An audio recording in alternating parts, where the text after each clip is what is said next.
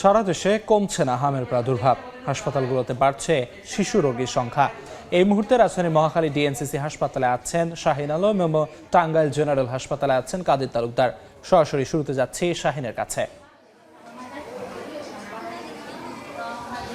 সময়ের সঙ্গে পাল্লা দিয়ে বাড়ছে হাম আক্রান্ত রোগীর সংখ্যা। আমরা আছি রাজধানীর ডিএনসিসি হাসপাতালে। এখানে দ্বিতীয়, তৃতীয় এবং প্রথম তলায় হাম আক্রান্ত শিশুদের চিকিৎসা চলছে। শুধু এই হাসপাতালটিতে নয়, রাজধানীর বিভিন্ন হাসপাতালে হামে আক্রান্ত হয়ে শিশুরা চিকিৎসা নিচ্ছেন এবং প্রতিনিয়ত এই আক্রান্ত রোগীর সংখ্যা বাড়ছে। এখানকার যারা চিকিৎসক রয়েছেন, চিকিৎসকদের সঙ্গেও আমরা কথা বলেছি। তারা যেটি বলছেন যে অতীতে যারা হাম আক্রান্ত হয়েছিল, যেসব শিশুরা তাদের হাম আক্রান্তদের সংস্পর্শে এসে নতুন করে অনেক শিশু কিন্তু এই হামে সংক্রমিত হচ্ছে এবং এর প্রাদুর্ভাব ঠেকাতে ডাক্তাররা যেটি বলছেন যে বিভিন্ন জায়গায় জায়গায়, পাড়া মহল্লায় এবং বাসাবাড়িতে যারা হাম আক্রান্ত হচ্ছেন ওইসব শিশুদেরকে আইসোলেটেড রাখার পরামর্শ দিচ্ছেন এবং পাশাপাশি তাদেরকে বেশি বেশি পানি খাওয়ানোর পরামর্শ দিচ্ছেন। এবং এই হামের যে প্রাদুর্ভাব সেটি শুধু ঢাকাতে নয়, এটি রাজধানী সহ ঢাকার বাহিরে বিভিন্ন জেলায় কিন্তু এর প্রাদুর্ভাব বাড়ছে এবং এর সঙ্গে সঙ্গে কিন্তু মৃত্যুর যে মিছিল সেটিও কিন্তু অব্যাহত রয়েছে।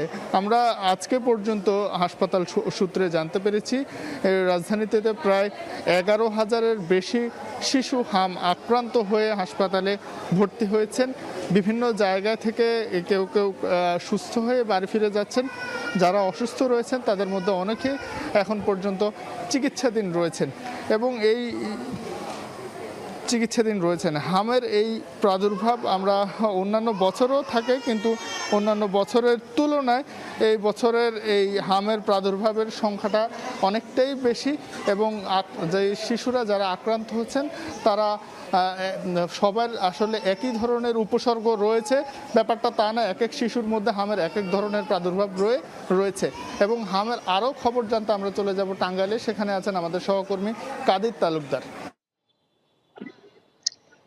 সারা দেশের মতো টাঙ্গাইলেও হামের প্রাদুর্ভাব দেখা দিয়েছে। প্রতিদিনই রোগীর তালিকা লম্বা হচ্ছে। আমরা দেখেছি যে গত 24 ঘন্টায় হামের প্রাদুর্ভাব দেখা দিয়ে 10 জন রোগী নতুন করে ভর্তি হয়েছে। এ পর্যন্ত 14 জন রোগী টাঙ্গাইল জেনারেল হাসপাতালে ভর্তি রয়েছে। এই হামের প্রাদুর্ভাব দেখা দেয় কর্তৃপক্ষ ইতিমধ্যেই কিন্তু টাঙ্গাইল জেনারেল হাসপাতালে নতুন একটি আইসোলেশন ওয়ার্ড নির্মাণ করেছে, অর্থাৎ আইসোলেশন ওয়ার্ড স্থাপন করেছে। যে কারণে আসলে প্রতিদিনই যে সব রোগীগুলো ভর্তি হচ্ছে, নতুন যে আইসোলেশন ওয়ার্ড সেখানে তাদেরকে রাখা হচ্ছে। আপনি জানেন যে গত এক সপ্তাহ ব্যবহারে 2 জন শিশু কিন্তু ইতিমধ্যেই টাঙ্গাইলে মৃত্যুবরণ করেছে এই হামের রোগের কারণে। আমরা দেখেছি যে গত এক সপ্তাহে যে রোগী 2 জন শিশু হাম রোগের কারণে মৃত্যুবরণ করেছে। যে কারণে আসলে যারা রোগীর স্বজন রয়েছে তার ভিতরে কিন্তু একটি আতঙ্ক কাজ করছে। তারা আসলে ইতিমধ্যে তারা চরম ভাবে ভয়ের মধ্যে রয়েছে যে আসলে এই যে শিশুদের শরীরে যে হাম দেখা দেয়, ছোট ছোট যে গোটার মতো দেখা দেয়, তারা কিন্তু অতিষ্ঠ হয়ে একসময় তারা হাসপাতালে চলে আসে। যন্ত্রণায় অতিষ্ঠ হয়ে তারা যখন কাতরাতে থাকে তখনই কিন্তু হাসপাতালে নিয়ে আসতে বাধ্য হয়। তো গত এক সপ্তাহে 2 জন শিশু মৃত্যুবরণ করার কারণে যারা রোগীর স্বজন রয়েছে তারা আতঙ্কিত হয়ে পড়েছে। তবে আমরা কথা বলেছিলাম এখানকার কর্তব্যরত যারা চিকিৎসক রয়েছে তাদের সাথে কথা বলেছি। তারা বলেছে আসলে হাম রোগে দেখা দিয়েছে, সারা দেশব্যাপী দেখা দিয়েছে।